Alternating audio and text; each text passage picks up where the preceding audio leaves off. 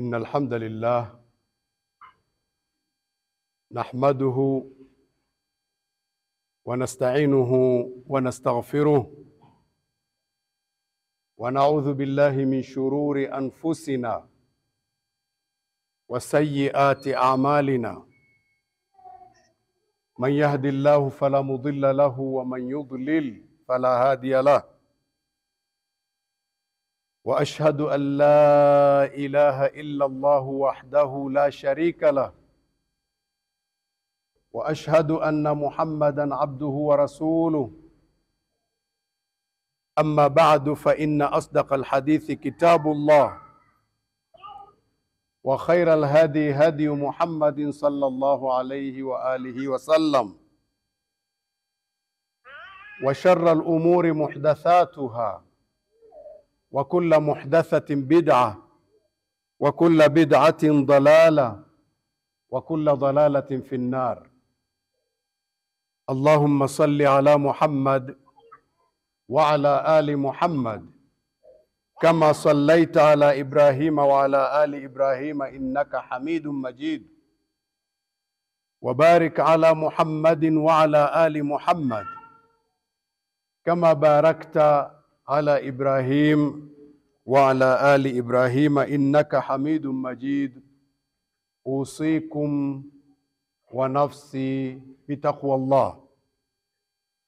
Nakuhusieni ndugu zangu, nayusia na nafsi yangu kumcha Allah, na kumcha Allah ni kufuata maamrisho na kuacha yale aliyotukataza. Tunamshukuru Allah kwa mapenzi yake alituzindua kuwa iko siku ya ufufuo na kukusanywa pamoja kwa ajili ya kuhesabiwa ili tulipwe matendo yetu tuliyoyafanya hapa duniani. Hayo Allah hakutuacha hivi hivi, ila amekwisha tubainia. Siku ambayo Allah atawafanya mitume wote wawe mashahidi kwa wale umma ambao amewatuma kwao, na siku hiyo atamfanya Mtume Muhammad sallallahu alayhi wa alihi wasallam kuwa ni shahidi juu yetu, siku ambayo dhalimu aliyedhulumu watu hapa duniani atakuwa dhaifu sana. Vyovyote atakavyokuwa nguvu yake ilikuwa hapa duniani, vyovyote ambavyo sauti yake ilikuwa kubwa hapa duniani, lakini siku hiyo atakuwa ni dhaifu mno, kwa sababu mamlaka siku hiyo ni ya Allah peke yake, na atauliza limanil mulku lyaum, siku ya leo mamlaka ni ya nani? Hakuna atakayejibu katika wale walioazimu wa mamlaka hapa duniani, hakuna atakayeweza kujibu. Atasema mwenyewe Allah, lillahi alwahidil qahar, mamlaka ni ya Allah wa peke yake, anayeweza kumsimamisha yoyote na kumfanya chochote. Siku itakuwa namna hiyo. Siku hiyo ndugu zangu, itakuwa ni furaha kwa yule ambaye Allah alimwazima mamlaka hapa duniani japo juu ya mtu mmoja tu, na akawa amemsimamia vizuri, akamshika mkono, akampeleka kwenye uokovu badala ya kumtia kwenye misukosuko. Siku hiyo ndugu zangu, furaha itakuwa ni kwa yule ambaye alipopewa uwezo duniani alishika mikono ya wale ambao wana udhaifu, akawaondoa kwenye maangamivu, akawapeleka kwenye amani. Allah subhanahu wa ta'ala kwa kutupenda ametuamrisha tufanye haraka sana kukimbilia msamaha wake na kukimbilia pepo, ambayo pepo upana wake kwa kila mtu atapata kama upana wa mbingu na ardhi, atatembea hamalizi. Hizo pepo zimeandaliwa kwa wale waliojikinga na dhulma hapa duniani, wakafuata amri, wakaacha makatazo. Ndugu zangu, tumeamrishwa na Allah tuzitenge nafsi zetu pamoja na familia zetu, kuzitenga na moto kwa kufuata amri. Moto ambao viwashio vyake ni watu na mawe, huo umeandaliwa kwa wale ambao walipewa amri wakazikataa. Tunamshukuru Allah ambaye ametuzindua kwamba dunia hii kila itakavyokuwa nzuri mbele yako ni ya muda mfupi, lakini ni kweli kwamba imepambwa na mapambo yake ni ya kubabaisha. Allah subhanahu wa ta'ala akatuzindua kwamba amejalia raha ya akhera ni kwa wale ambao hawakutaka kibri hapa duniani, wala hawakutaka kufanya ufisadi, bali walikubali kubeba amana ya Allah subhanahu wa ta'ala ya kumtumikia na wakaifanyia kazi. Hao ndio ambao akhera itakuwa ni burudani kubwa sana kwao.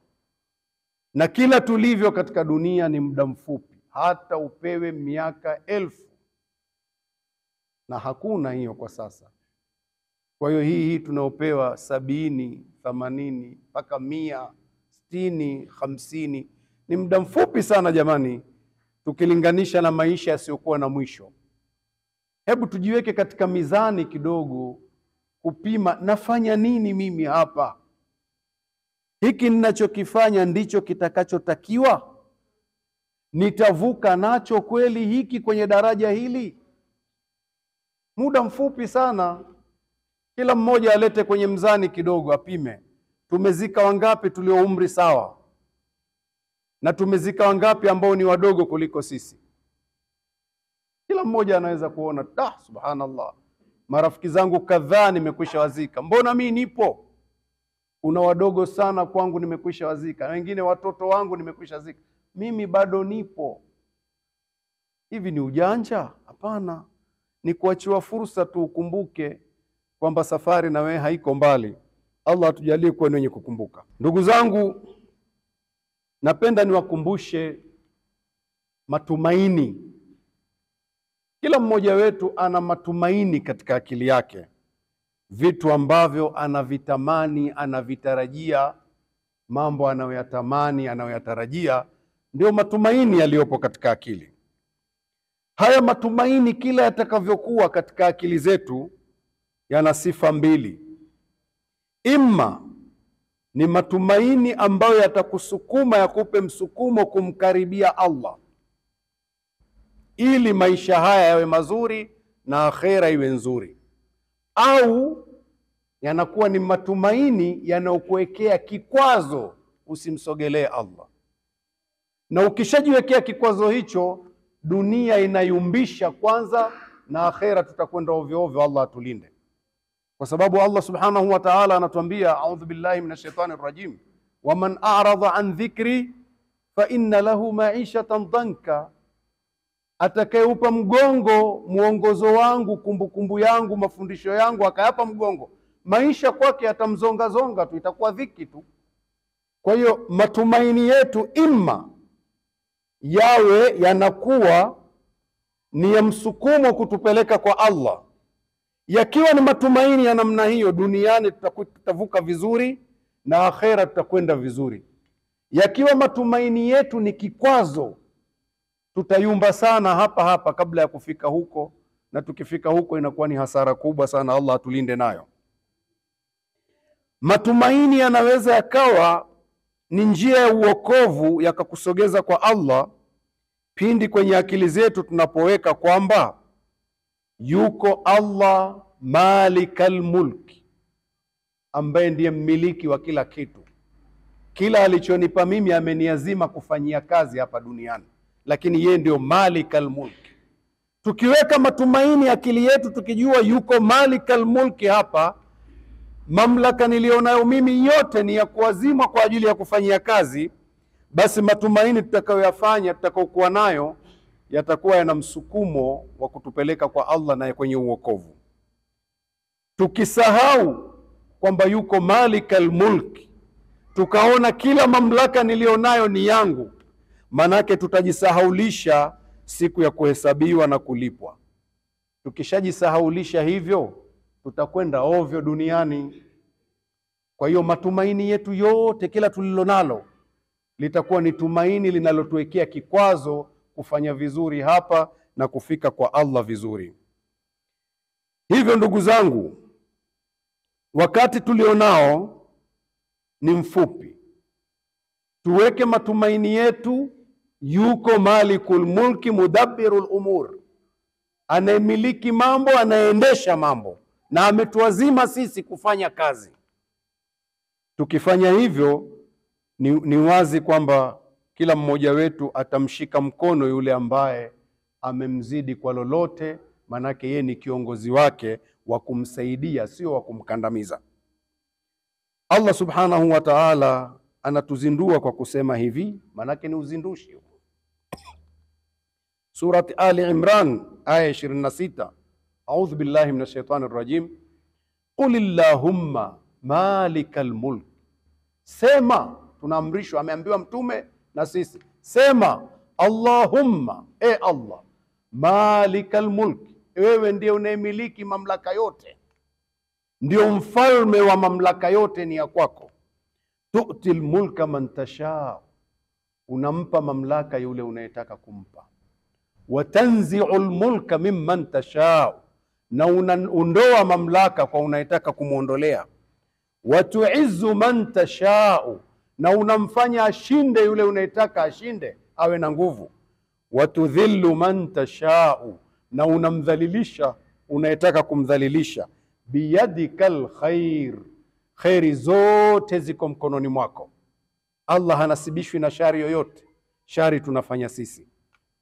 Biyadikal khair, khairi iko mkononi mwako. Tumeambiwa tuwe tunasema hivyo, kwa sababu tukisema hivyo tutavua kile kiburi kilichoko kwetu. Tunaona Malikal Mulki yupo.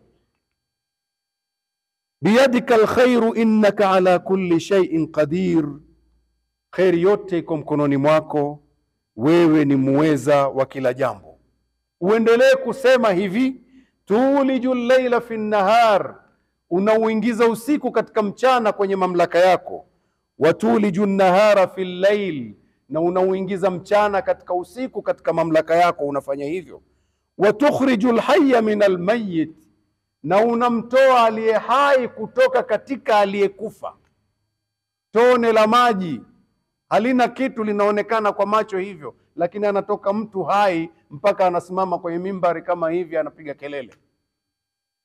Watukhrijul mayyita minal hayy, na unamtoa aliyekufa kutoka katika aliye hai. Nimesimama kama hivi napiga kelele, niko hai, mara tunavutwa tupyap, hamna kitu. Watarzuqu man tashau bighairi hisab, na unamruzuku unayetaka bila ya hesabu. Huhitaji mkutano na mtu, tumeambiwa sema hivyo. Yaani ukisema hivyo unakumbuka kwamba huna mamlaka ila umeazimwa. Ndugu zangu, tutaendelea kukumbushana kwamba kila tulipo katika huu ulimwengu, kwenye dunia yetu hii, tumo ndani ya safina moja, tumo ndani ya jahazi moja, tunasafiri pamoja. Wengine wana nafasi wamekaa kwenye vyumba vya juu, wengine vyumba vya chini. Wale walioko kwenye chumba cha chini wakihitaji msaada wa maji, wanawaambia wenzao wa juu wawasaidie. Wakihitaji huduma zozote za kule nje, wanawaambia wenzao wawasaidie. Wale wa juu wakichoka kuwashika mkono wenzao kuwapa huduma, wale wa chini wanaweza wakasema tutoboe huku chini, tuchukue maji huku huku. Wa juu wakiwaachia watoboe, basi safina hii inazama na tunazama wote. Na wale wa juu wakiendelea kuwapa huduma wenzao na wakawaambia msitoboe, basi safina hii wote tutasalimika. Hayo ni maneno, ni mifano aliyotupigia Mtume sallallahu alaihi wa sallam. haina akili, haihitaji akili kubwa wala haihitaji kwenda chuo kikuu. Na waqi'il amri, hali halisi juzi tu tumeiona. Mwenyezi Mungu atulinde shari hizo zisiendelee. Kwa hiyo ndugu zangu, lazima tukumbushane hivyo, na pia tukumbushane kila nafsi itaonja mauti, lakini mwisho baada ya kuonja mauti ni nini? Je, tukiingia kaburini ndio mwisho? La hasha, kuingia kaburini sio mwisho. Ni lazima tusimamishwe, tuhesabiwe, tulipwe. Kama ingekuwa hakuna kufufuliwa, kama ingekuwa hakuna kusimamishwa na kuhesabiwa na kulipwa, ingekuwa maana ya kuweko Mungu hakuna hekima. Yaani Mungu huyu mwenye hekima huyu atuache tukidhulumiana hivi alafu tufe wote tugeuke mchanga bila ya kulipwa. Ingekuwa hakuna maana ya hekima yoyote kuweko kwa Mungu. Lakini lazima ifike siku watu wasimamishwe, wahesabiwe, na jina litakalofanya kazi kule la sifa za Allah Ar-Rahim, mwenye kuwahurumia watiifu tu waliotii. Kule hakuna Ar-Rahman, kuwahurumia wote, hakuna. Ar-Rahman ni hapa, Mungu anawapa wote, anayefanya fujo na aliyekuwa mzima, atavuta pumzi, atakula, atalala. Lakini ikifika kule kuna jina Ar-Rahim, mwenye huruma kwa watiifu tu. Kwa sababu lau kama na kule pia atawahurumia wote, waliodhulumiwa watakuwa wamekosa. Ndugu zangu, tuwe makini sana, tuzinduke, tuko ndani ya jahazi moja, tusilitoboe ili tuwe salama sote. Tushikane mikono, tusitoboe tukatia tundu tukazama wote. Mtume sallallahu alaihi wa sallam anasema ajaban li amri almu'min, jambo la muumini la kushangaza sana, zuri sana, la kuvutia sana. Inna amrahu kullahu khair, jambo lake kila kwenye kona yoyote ile muumini ni khairi. In asabathu sarra'u shakar, yakimkuta yeye ya kufurahisha muumini hushukuru, na akishukuru fakana khairan lahu, kunakuwa kushukuru ni khairi kwake. Wa in asabathu dharra'u sabar fakana khairan lahu, na yakimkuta yeye yale ambayo ni ya kukera, ya madhara, muumini husubiri, na kusubiri huwa ni khairi kwake. Mungu atujalie tuwe na sifa hizo za waumini, atujalie kuwa wenye kushikana mikono, tusiachiane tukatoboa safina. Ud'u rabbakum wa antum muqinuna bil ijaba wastaghfiruhu innahu huwal ghafurur rahim. Astaghfirullah. Alhamdulillah wassalatu wassalamu ala rasulillah nabiyina Muhammad sallallahu alayhi wa alihi wa sahbihi wa man tabi'ahum bi ihsanin ila yaumiddin. Usikum wa nafsi bitaqwa Allah, na kuhusieni ndugu zangu na yusia na nafsi yangu kumcha Allah, na kumcha Allah ni kufuata amri na kuacha yale aliyotukataza. Ndugu zangu, Allah ametuumba kwa lengo moja tu la kumwabudu, yani kumtumikia. Na utumishi ni sharti tuangalie vile anavyotaka yeye, sio tunavyotaka sisi. Na tukitumika vizuri, basi neema zote alizotupa Allah zitadumu na zitaongezeka. Tukiacha kumwabudu vizuri, neema zitaondoka. Allah tujalie tumtumikie ili zisiondoke. Ndugu zangu, katika maisha hukosea watu, huwa tunakosea. Tunapokosea, Allah subhanahu wa ta'ala kwa huruma zake mwenyewe anatuambia njooni niwasamehe.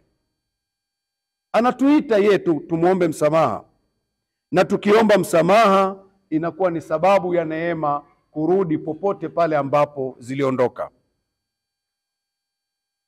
Kuomba msamaha ni sababu ya neema, kama ilivyorekodiwa kwenye maneno ya Nabii Nuh, yakarekodiwa kwenye Qur'ani, Surat Nuh aya ya 10. A'udhu billahi minash shaitani rajim. Nabii Nuh anasema alayhi salam, faqultu astaghfiru rabbakum innahu kana ghaffara. Ya Rabbi, nilisema nikawaambia watu wangu, muombeni msamaha Bwana wenu, hakika Bwana wenu ni mwenye kusamehe sana. Akikusameheni tu, yursilis samaa alaikum midrara, ataituma mbingu aiachie iwanyeshe mvua nzuri nyingi. wayumdidkum biamwalin wa banin, na atakuongezeeni mali nyingi na watoto wengi. Wayaj'al lakum jannatin wayaj'al lakum anhara, atakujalieni muwe na mashamba makubwa na atajalia mito isikauke, iwe mnanyesheleza kwenye mashamba yenu. Kipindi cha mvua ipo, kipindi mvua imekatika, mito ipo. Hizi zote zinapatikana watu wakirudi kwa Allah wakimuomba msamaha. Kinyume chake, kama hakuna kuomba msamaha, hakuna kurudi kwa Allah, Allah akizuia mvua tutatafutana hapa. Hivyo ndugu zangu, tumkumbuke Allah sana. Tulipokosea tuombe msamaha, tushikane mikono sehemu zile za udhaifu. Tulipo na mamlaka tusione mamlaka ni ya kwetu. Kila mmoja akipewa mamlaka hata ya kumuongoza mtu mmoja, ya kumshika mtu mmoja mkono, asimpeleke kwenye maangamivu, bali ampeleke kwenye uokovu. Allah atujalie kwa wenye kusikia na kufuata yale mazuri. Allahumma arda an ali nabiyina Muhammadin sallallahu alaihi wasallam wa ashabihi wattabi'ina lahum bi ihsan ila yawmiddin. Allahumma ighfir li ali nabiyina Muhammadin sallallahu alaihi wa alihi wasallam wa ashabihi wattabi'ina lahum bi ihsan ila yawmiddin. Allahumma ighfir lana wal walidina warhamhum kama rabbawna sighara. Allahumma ighfir lana wal walidina warhamhum kama rabbawna sighara. اللهم اغفر لنا والوالدين وارحمهم كما ربونا صغارا برحمتك يا ارحم الراحمين. اللهم اغفر للمؤمنين والمؤمنات والمسلمين والمسلمات الأحياء منهم والأموات برحمتك يا ارحم الراحمين. عباد الله، إن الله يأمر بالعدل والإحسان وإيتاء ذي القربى وينهى عن الفحشاء والمنكر والبغي يعظكم لعلكم تذكرون. فاذكروا الله يذكركم وادعوه يستجب لكم واسألوه من فضله يعطكم ولذكر الله أكبر. قوموا إلى الصلاة يرحمكم الله.